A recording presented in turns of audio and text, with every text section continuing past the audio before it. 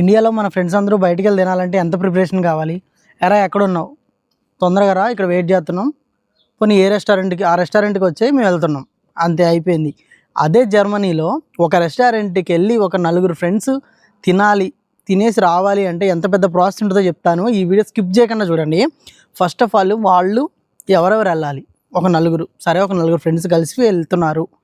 వాళ్ళు ముందుగానే ఏమేమి తినాలి, అది ఎంతెంత బిల్ అవుతుంది, ఎన్ని గంటలకి స్టార్ట్ అవ్వాలి, ఎన్ని గంటలకు కలుసుకోవాలి, ఎన్ని గంటలకు కార్లు వేసుకొని బయలుదేరాలి. వీళ్ళకి స్టూడెంట్ ప్లాన్ ఉంటుంది.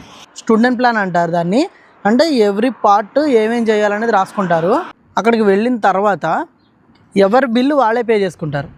దాంట్లో సిగ్గుపడడానికి, వాళ్ళు ఏమన్నా అనుకోవడానికి ఏమీ లేదు. వాళ్ళు మనల్ని వెళ్ళగానే అడుగుతారు, మీరు జుజామేనా, గెట్ రెండు బెజాలనా, అంటే ఎవరిది వాళ్ళు పే చేసుకుంటారా, లేకపోతే అందరూ కలిపి ఒకరిది పే చేస్తారా? ఎవరిదైనా బర్త్డే ఉందంటే ఎవరిదన్నా అందరూ పే చేస్తారు, అందరిది ఒక అతనే పే చేస్తాడు.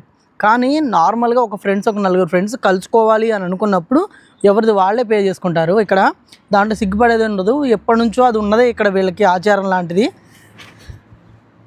మన దగ్గర అంటే ఇప్పుడు నాది నేను పే చేసుకుంటా, నీది నువ్వు పే చేసుకో అంటే ఆ వెయిటర్ కూడా మొహం కింద నుంచి పైదాకా చూస్తారు. అందుకని మనం ఏం చేసుకుంటాం, ముందు ఎవరో ఒకళ్ళం కట్టేసి తర్వాత స్ప్లిట్ చేసుకుంటాం. కానీ ఇక్కడ అలా ఉండదు. టేబుల్ దగ్గరికి వచ్చిన తర్వాత మనిషి ఏమేమి తిన్నాడో క్యాలిక్యులేట్ చేసి వాళ్ళ వరకు ఎంత బిల్ అయిందో పర్సన్కి ఇస్తారు. ఇక్కడ ఒక టేబుల్ బిల్ ఉండదు, ఒక పర్సన్కే ఉంటుంది బిల్లు. ఎన్నిసార్లు రెస్టారెంట్కి వెళ్ళినా బిల్లు కట్టకుండా తిన్న మీ ఫ్రెండ్కి అయితే ఈ రీల్ తప్పకుండా షేర్ చేయండి.